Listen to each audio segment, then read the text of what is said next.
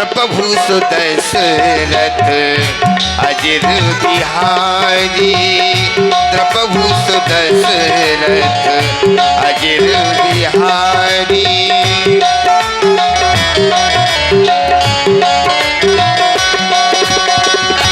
महावीर बिन वो हनुमाना, महावीर बिन वो हनुमाना।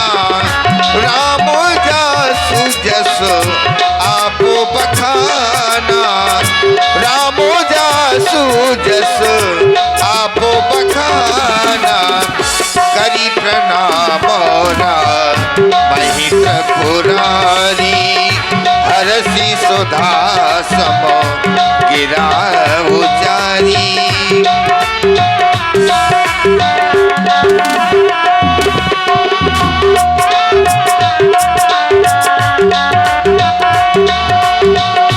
एक बार भूपति मनो माही, एक बार भूपति मनो माही।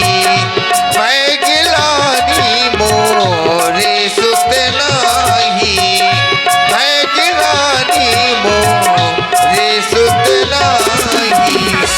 एक बार भूपति मनो माही, एक बार भूपति मन माही, मन माही भूपति मन माही। हुई धर्म की उन्नति सकल पाप की क्षय, एक बार सब मिलकर बोलो अयोध्यापति महाराज की जय, महाराज की जय, महाराज की जय। मंत्रियों में शिरोमणि महामंत्री सुमंत्र जी, महाराज जब जब भी हम राज सिंहासन पर बैठते हैं, हम तुम लोगों से अपनी प्रजा का हाल जाना करते हैं। क्यों? क्योंकि बताया गया है जिस राजा के राज की प्रजा को अगर कष्ट मिलता है, जिस राजा के राज की प्रजा को अगर दुख मिलता है, तो मरने के बाद उस राजा को स्वर्ग की प्राप्ति नहीं होती, मरने के बाद उस राजा को नरक की प्राप्ति होती है।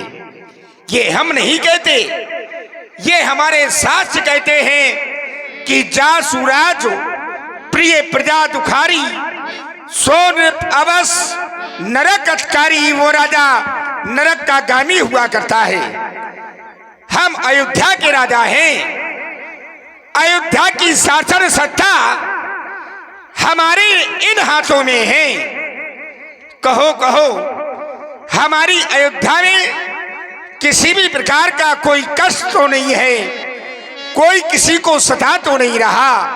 हम तुमसे जानना चाहते हैं महामंत्री सुमंत, हमें अवगत कराया जाए। महाराज, जब भी आप राज सिंहासन पर विराजमान होते हैं तो हमसे केवल एक ही बात पूछा करते हैं कि हमारी प्यारी प्यारी प्रजा में कोई दुखी तो नहीं है। महाराज, आपकी प्रजा में कोई दुखी नहीं है। क्यों? समय से मंदिरों की पूजा होती है, यज्ञशाला, पाठशाला, गौशाला इत्यादि सुचारू रूप से चलाई जा रही है। महाराज, आपकी प्रजा में कोई दुखी नहीं है। एक बार भूपति मनु माही, बैगलानी मोरे सुत नाही। महामंत्री सुमंत, तुमने कहा कि हमारी अयोध्या में कोई दुखी नहीं है, मेरा सिर पीड़ित होने लगा। अचानक ऐसा लग रहा है किसी ने हमारे शीश पर कोई बहुत बड़ा भार सा रख दिया है। आज हमारे इस हृदय के मन मानस में एक वेदना उत्पन्न हो रही है। तुम कह रहे हो कि कोई दुखी नहीं है। हम राजा हैं, तुमने हमारी प्रजा का सिर्फ बाह्य दर्शन किया है, हमने अपनी प्रजा का आंतरिक दर्शन किया है। हमारी अयोध्या की प्रजा में कोई खुशी नहीं है, कोई कोई खुशी नहीं है। क्यों? क्योंकि अगर किसी के घर में अगर पुत्र होता है तो उसके घर में सेनाइयां और बधावे नहीं बजते। किसी के घर में अगर विवाह होता है तो उसके घर में खुशियां नहीं मनाई जाती। किसी के यहाँ पुत्र होता है तो उसके यहाँ कभी बधावे नहीं बजाए जाते, खुशियां नहीं मनाई जाती। क्यों? क्योंकि ये जानते हैं कि हमारे राजा दशरथ को कोई पुत्र नहीं है। राजा दशरथ को कोई पुत्र नहीं है और हमारे राजा को पुत्र नहीं है, तो हमारे अयोध्या के वासी भी अपनी उस खुशी को हमारे दुख में परिवर्तित कर देते हैं। कोई खुशी नहीं है। तुमने इनका वाह दर्शन देखा है, वाह दर्शन में ये प्रसन्न दिखाई देते हैं। आज हमारे हृदय में गिलानी हो रही है। एक बार गिलानी हमें और हुई थी, कब? देवताओं के राजा इंद्र हमारे बहुत अच्छे मित्र हैं। मैं प्रतिदिन देवलोक में जाता था और जिस समय देवराज इंद्र के पास पहुंचता था तो मुझे अपने बगल में बैठने के लिए आसन दिया करते थे।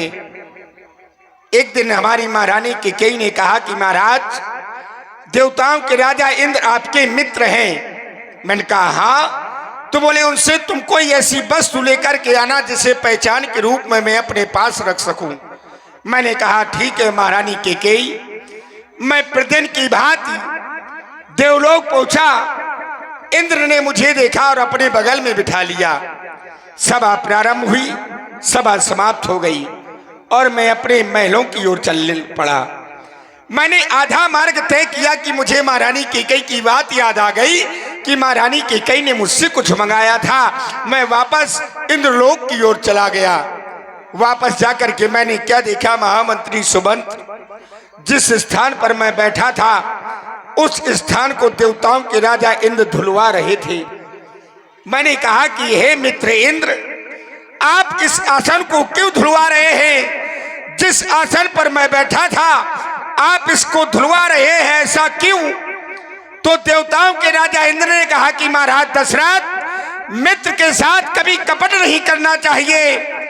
मैं आपको बता रहा हूं, आप इस स्थान पर बैठे थे, आपके क्यों कोई पुत्र नहीं है। और जो निसंतान होता है, जिसके कोई पुत्र नहीं होते, जो निपुती होता है, वो जिस स्थान पर बैठ जाता है वो स्थान अपवित्र हो जाता है। इसलिए इस स्थान को हम गंगा जल से पवित्र करा रहे हैं। तब हमारे हृदय में गिलानी हुई थी कि हमारे कोई पुत्र नहीं है और आज हमारा चौथापन आ गया, बुढ़ापा आने वाला, अभी तक कोई संतान नहीं हुई। अपार हृदय में दुख है। इस दुख को लेकर के हम गुरुदेव भगवान के पास जाएंगे। आज का दरबार यहीं पर समाप्त कर दिया जाए। जो आज्ञा महाराज।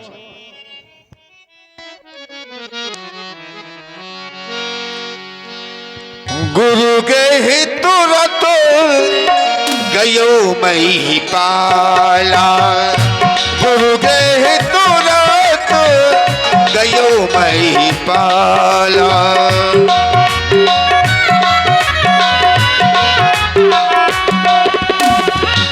गुरु गए तुरत गयो मही पाला, चरणों लाग कर विनय विशाला, चरणों लाग कर विनय विशाला।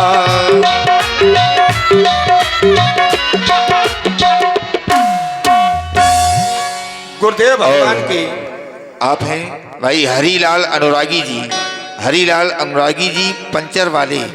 आपकी तरफ से 21 पद मुद्राएं हमारे तबला वादक और व्यासपीठ पर प्रदान हुई है। साधुवाद। गुरुदेव भगवान के श्री चरणों में सेवक दशरथ का प्रणाम स्वीकार हो। देवता, हृदय में सांत्वना न मिलने के कारण वाचक प्रणाम प्रस्तुत कर रहा हूं। आप मेरा वाचक प्रणाम स्वीकारें। देवता, उरे का कमल खिला दो,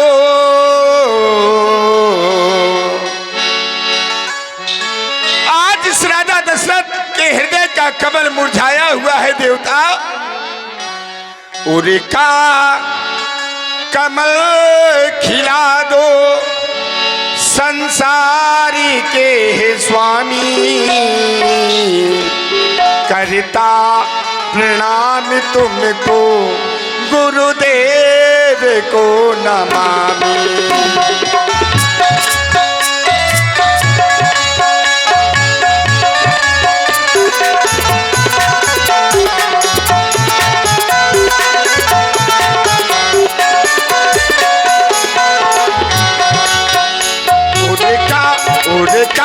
उड़का कमल खिला दो, उड़का कमल खिला दो, संसार के स्वामी, करता प्रणाम तुमको गुरुदेव को नमामि।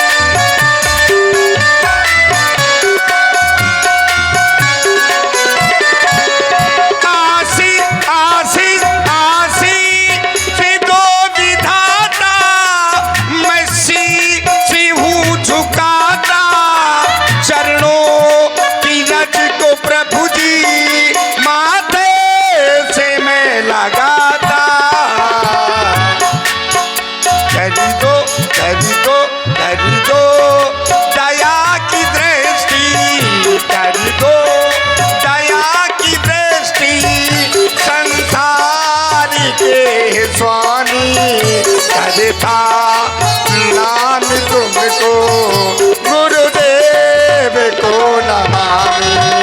करता प्रणाम तुमको गुरुदेव को नमामि।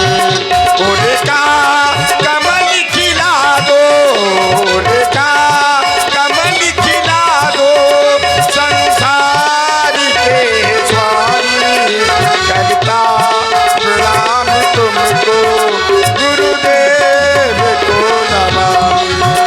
करता प्रणाम तुमको गुरुदेव को नमामि। राजेंद्र, महामंगल हो, कल्याण हो। तुम कह रहे हो कि और का कमल खिला दो। हृदय रूपी कमल मुरझाया हुआ है, लेकिन हम देख रहे हैं कि तुम्हारा ये मुखमंडल मुरझाया हुआ है। वो हृदय का कमल इतना कुम्भला गया है कि उसने तुम्हारी मुखमंडल की तक शोभा छीन कर ली है। उसने मुखमंडल की शोभा को छीन लिया है। राजेंद्र, मैं जानना चाहता हूं, क्योंकि गुरुसदन में आज पहली बार थोड़ा आए हो। तुम तो हमेशा हमसे मिलने वाले हो, और जिसे नित्य प्रति देखे और आज परिवर्तन देख रहा है, तो कोई विशेष कारण है। कहो कहो, क्या बात है राजन? अभी पूरा मैं कर दूंगा। जिससे मुख प्रफुल्लित हो वही सब यत्न मैं कर दूंगा। ये मुखमंडल जो मुरझाया हुआ है, कारण क्या है? स्पष्ट करे, मैं जानना चाहता हूँ। और आप हैं भाई राम कुमार, फोटोग्राफर, धनौरी। आपकी तरफ से गहरे पत्र मुद्राएं। निज दुख सुख सब गुरु ही सुनायो। आपकी कृपा से मेरे पास सब कुछ है। आपकी कृपा से लोग मुझे चक्रवर्ती सम्राट अयोध्या नरेश राजा दशरथ के नाम से जानते हैं। आपकी कृपा से वो सुरपति वसई बाहुबल जाके वो देवताओं का राजा इंद्र सिर्फ राजा दशरथ के भुजाओं के बल से आज राज सिंहासन पर बैठा हुआ है और अमरावती में राज कर रहा है। आपकी कृपा से मुझे सब कुछ प्राप्त हो गया। रात पार धन दौलत आपकी कृपा से मुझे सब कुछ मिल गया दीनानाथ, लेकिन राजा दशरथ के पास सब कुछ होने के बाद भी कुछ नहीं है। सब कुछ होने के बाद भी राजा दशरथ के पास कुछ नहीं है देवता।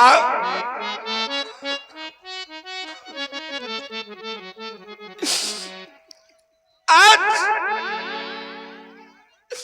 मेरे कोई कुल दीपक संतान नहीं है देवता। मैंने एक नहीं, दो नहीं, 3 विवाह किए, लेकिन अभी तक मेरे यहाँ किसी पुत्र ने जन्म नहीं लिया।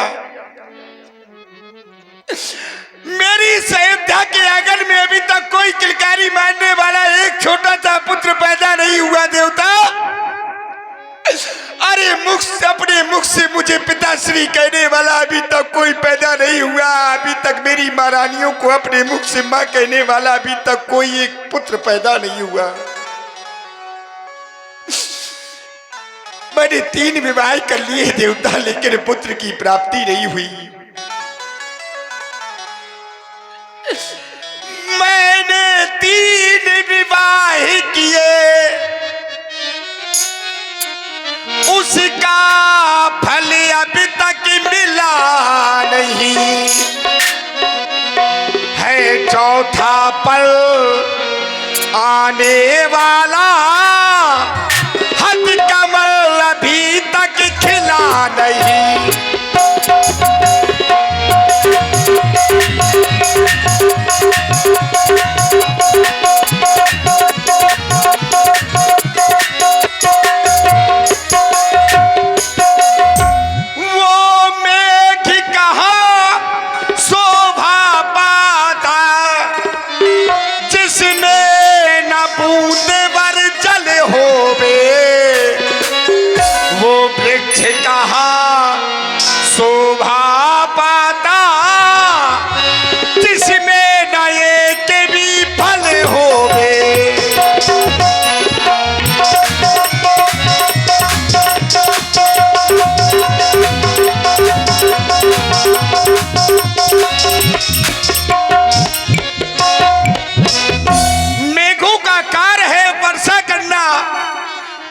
वो मेघ अच्छे नहीं लगते अगर मेघों में अगर एक बूंद जल ना हो। फलदार वृक्ष है और अगर उस वृक्ष में अगर फल ना लगे हो तो वो वृक्ष अच्छा नहीं लगता देवता। चाहता हूं आप सोच रहे होंगे कि राजा दशरथ हमारे पास आया है। राजा दशरथ को 1 नहीं, 2 नहीं, 3 नहीं, 4 नहीं, 10 नहीं, 100 नहीं, 1000 पुत्रों की आवश्यकता है नहीं देवता। ज्यादा ना हो पासो एक ही हो,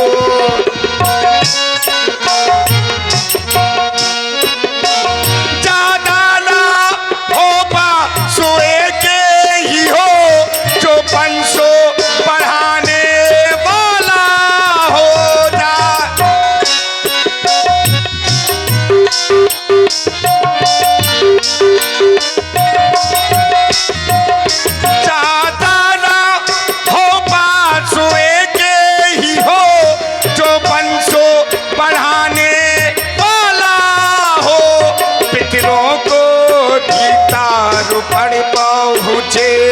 पितरों को गीतारूपण पहुँचे, मेरा नाम चलाने वाला हो पितरों।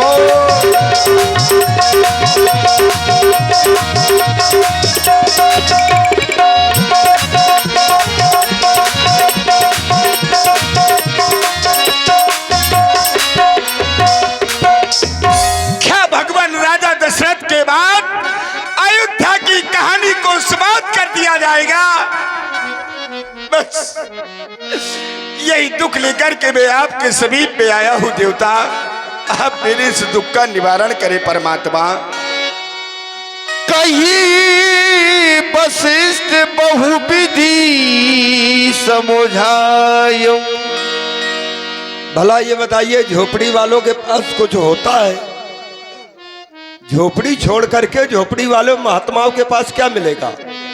ये महल वाले हैं, कहते हैं कि सब कुछ है लेकिन फिर भी न्यूनता है, और हमारे पास तो कुछ भी नहीं है और ये सब कुछ की आशा लेकर आए हैं।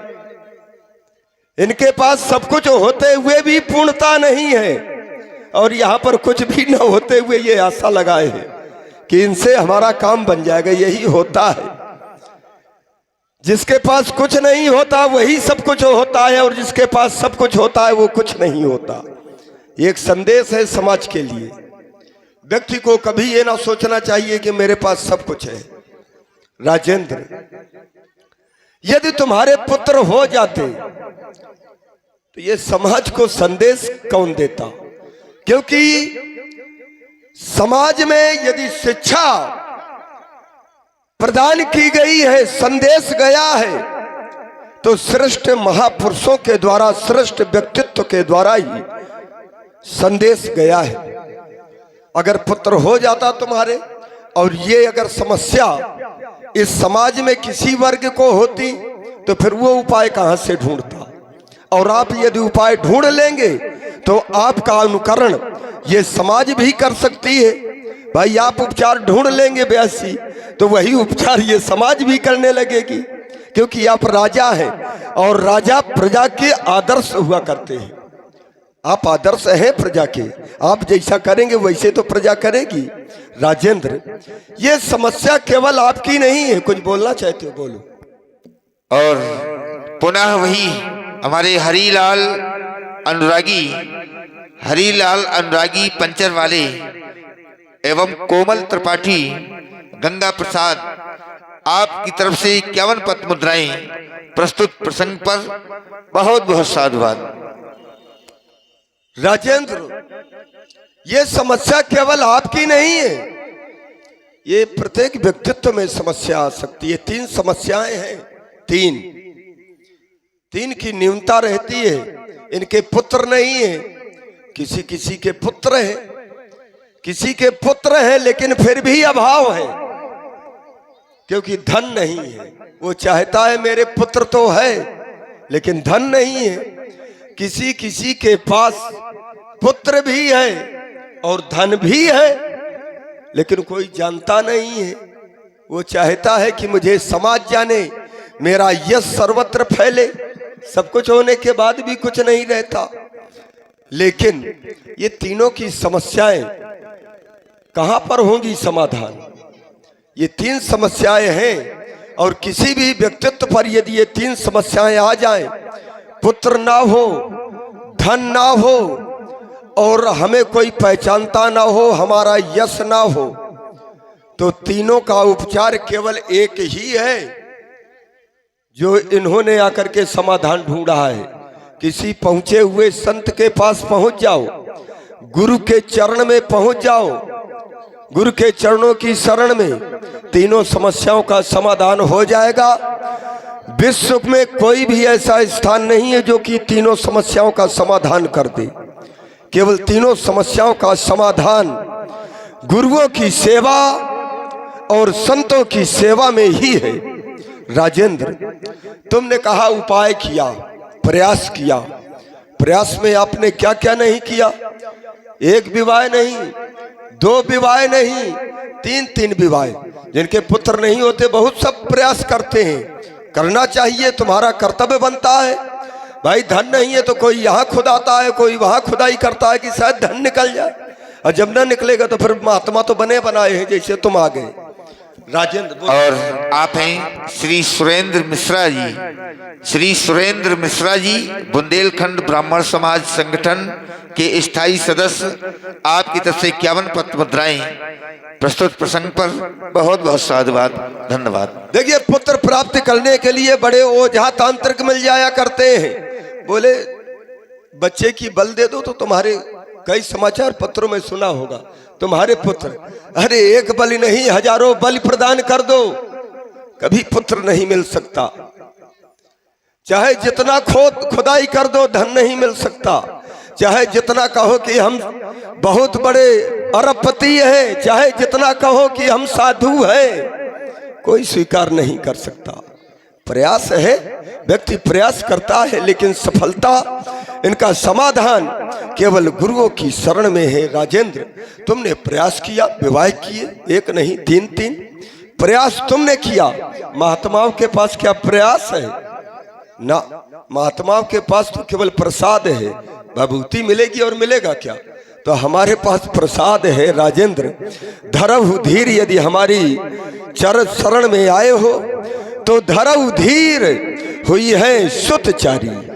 तुम एक के लिए आए हो, तुम्हें चार चार प्राप्त होंगे। और ये प्रयास से नहीं, ये हमारे प्रसाद से, महात्माओं के प्रसाद से होंगे। और जब प्रसाद से होंगे तो उसका फल भी विलक्षण अलौकिक होगा। वो होंगे कैसे? वो त्रिभुवन विदित। लोग कहते हैं कि हमें केवल गाँव ही भर जान जाए, और ये महात्माओं के प्रसाद का फल है कि वो केवल पृथ्वी लोक में नहीं, त्रिभुवन विदित तीनों लोग को जान जाएंगे, तीनों लोग जानेंगे। त्रिभुवन विदित और भगत भयहारी, भक्तों के भय को दूर करने वाले होंगे, ऐसे पुत्र होंगे। और चार ही क्यों होंगे? उसका भी एक कारण है, क्योंकि ये तुम्हारा चौथापन है। तो हम चाहते हैं कि एक एक पन का ये चारों सुख जो है चार पुत्र के रूप में तुम्हें प्राप्त हो जाए। भाई संत जब कृपा करते हैं तो ऐसे ही तो करते हैं। अगर 3 दे देंगे या 1 दे देंगे तो रानी भी विमुख रहेगी। इसलिए 3 रानियां, अब 1 तुम, 4, इसलिए 4 पुत्र। तो राजेंद्र, इसके लिए एक थोड़ा उपाय है। कौन सा देवता? अब बोलिए तुम ये उपाय। और आप हैं श्री बड्डे सोनी जी। बड्डे सोनी जी, आपकी तरफ से 101 पद मुद्राएं प्रस्तुत प्रसंग पर प्रदान की गई हैं। साधुवाद, धन्यवाद। उपाय केवल एक है। देखिए, हम हैं महात्मा, और जो कुछ भी काम करते हैं यज्ञ हवन इत्यादि से हम करते हैं, तो एक यज्ञ करनी पड़ेगी। भाई महात्माओं का काम है यज्ञ कराना, तो तुम्हें भी एक यज्ञ करानी पड़ेगी। वो है पुत्रष्ट यज्ञ।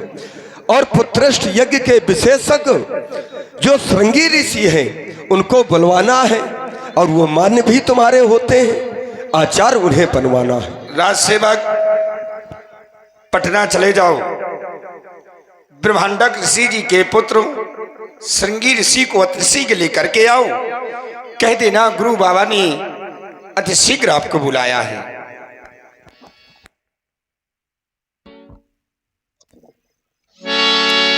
श्रृंगी ऋषि है वशिष्ठ बोला,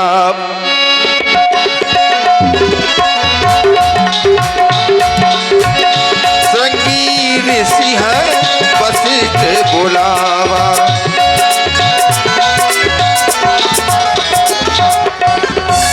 बहुत सुंदर।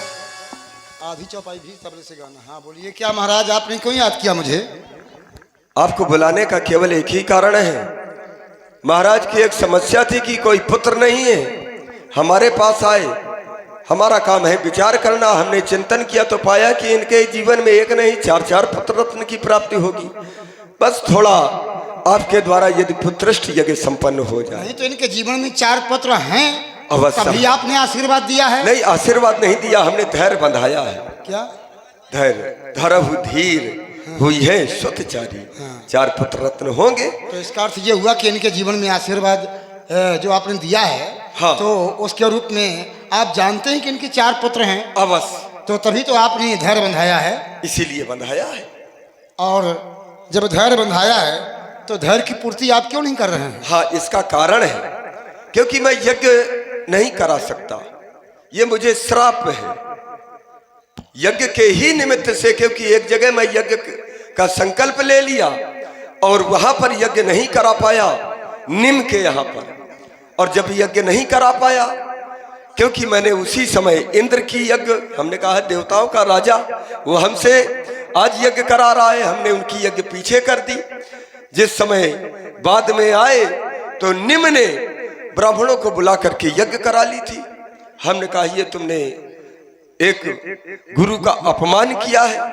तो उन्होंने कहा अपमान नहीं किया, ये शरीर का कोई ठिकाना नहीं है। निम ने कहा कि शुभ कार्य को जितनी जल्दी हो कर डालो उतना अच्छा है।